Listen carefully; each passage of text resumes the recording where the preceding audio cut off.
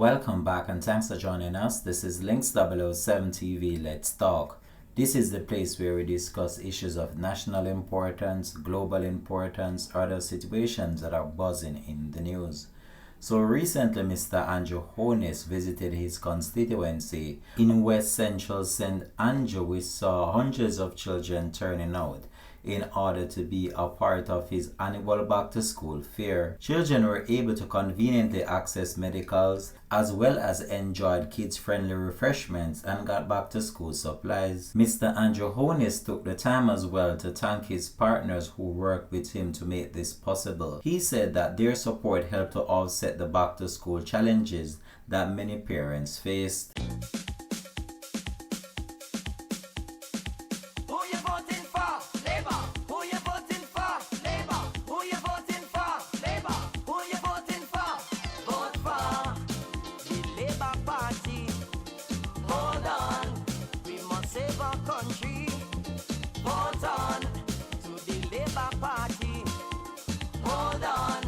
I want to thank you for your service, and as you can see, my constituents are also very grateful for this. Some of them wouldn't be able to get it done.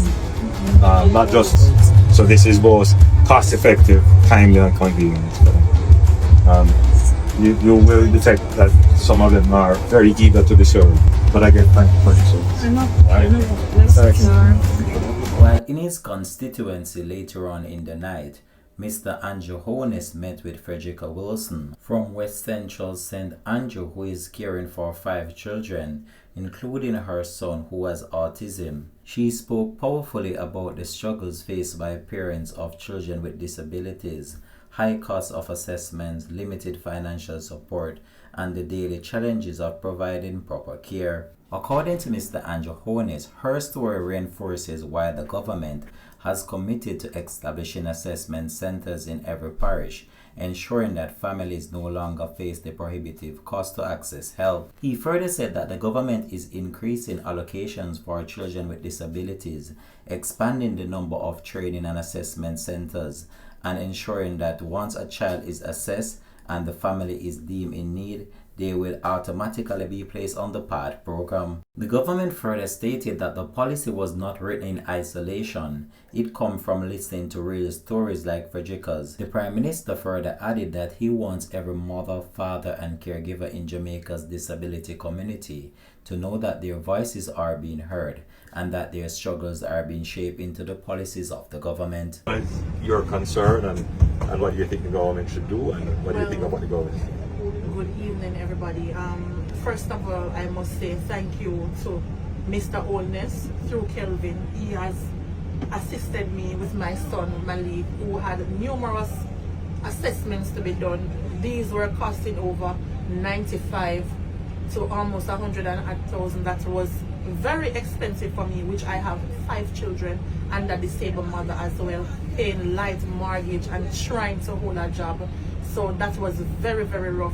I furthermore heard my Prime Minister on the television addressing that he wants to put assessment centers in every parish. That really touched me as a mother, because I've seen in the autistic group, the village that I am in, with the mommy struggles every day, crying. Single mothers, fathers leave them with struggling disabled children that are in diapers up to 25, 30 years old, and we are all struggling together. You understand? I'm thanking the Prime Minister too for JCPD. I'm not sure who is responsible for that, but JCPD has done a great job in that. One thing I would love the Prime Minister to do to make sure that disabled children are on part.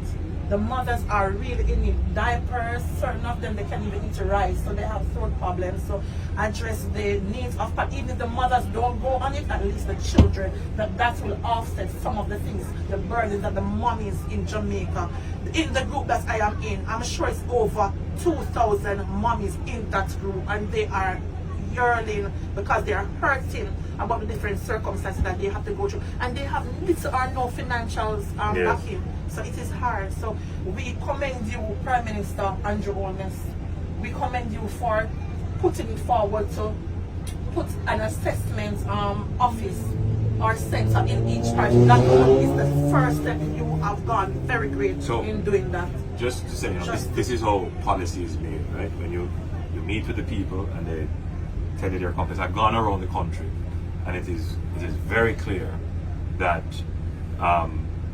there is a growing number of persons with disability and autistic disorders that require support. Now, I don't know the statistics whether or not the number is increasing or the reporting of it is increasing, or parents are more willing to expose their situation rather than keeping it private. But whatever it is, the concerns are much more than they were before. But the Ministry of Education, through our government, would have expanded the provision of various services, including paying for the children to be in school, providing a shadow and other kinds of assistance for the child to learn. But the real challenges are those children, many of whom who are immobile or whose behavior and regulation would be over and above beyond what the average school can manage.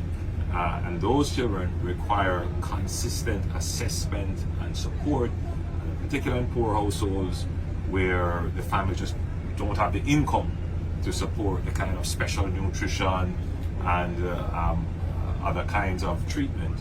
It is very, very difficult, and that's why we're going to increase the allocations for support for the children to actually go to an institution. So the training and assessment institutions, that will be expanded. The number of shadows that they have will be expanded. We'll continue to pay their fees once they get in. What you have said about ensuring that once a child is assessed and the family is assessed as being in need, that it is automatic that they get on the pathway. It's a need, and I've been in the situation myself to explain the process to you. So I am representing the mothers and the people of Jamaica and the autistic community, not only autism, the disability community, that we want the voice to be heard, and you have recognized the voice. Thank you very much, and bless you. Blessings. All right. As the country grows and develops, we must ensure that all Jamaicans benefit, no matter how small it is. So some people get an increase in their income tax threshold, and so they get a benefit. Some people got what they call the reverse tax credit, that if you're an income taxpayer and you're up to date with your income tax and registration, they give you back something and you pay if you earn below $3 million, I believe it was. Over 300,000 Jamaicans got back that. The Solidarity Program is to say that your government stands with you, and no matter how little it is, you should get back something. And that is the undertaking of my administration and your government. So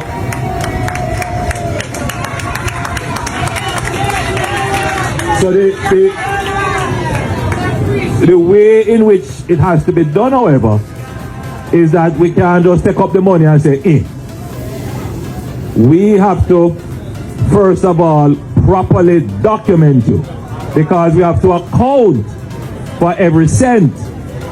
So we have to make sure that the person who actually need it and the person for whom the benefit was designated is the person that actually received the benefit.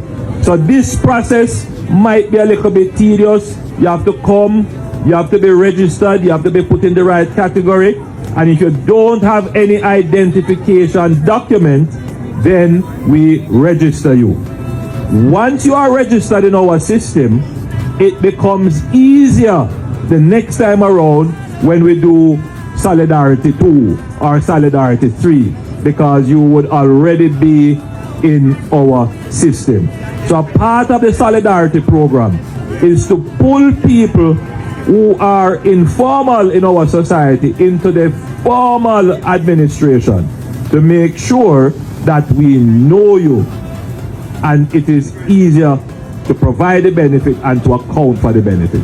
So that is the Solidarity Program. The Solidarity Program means we stand with you and we believe in you, we support you, and you will not be left behind in the progress of the nation. When I was growing up in the 80s, they used to have a reggae group called Black Uhuru. How many of you remember that song? What's the matter, people? Solidarity. Everybody wants the same thing, don't they? Everybody wants a happy end. Solidarity.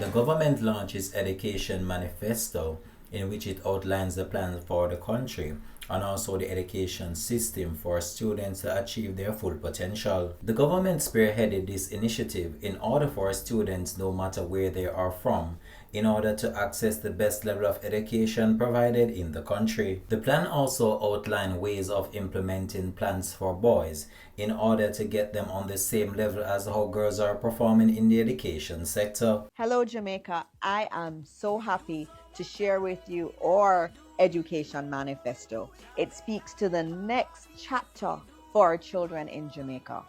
We believe strongly that every single child, no matter where they come from, deserves to have the best education so that they can be the best that they can be. And in our manifesto, we focused heavily on education. And it's for that reason that we have a standalone manifesto for education. In it, you'll see our plans for all our children to excel in maths and English, and also for us to truly be on the path to be a STEAM country. We also have in here how we're going to be able to get our boys to be at the same level as our girls, and initiatives around making our teachers more comfortable at school. This Education Manifesto is our commitment to Jamaica. It's our commitment to our children and our young people. We're saying to you that you matter, and the Jamaica Labour Party will never stop working for our children. This has been Links 007 TV. Let's talk. Thanks for watching.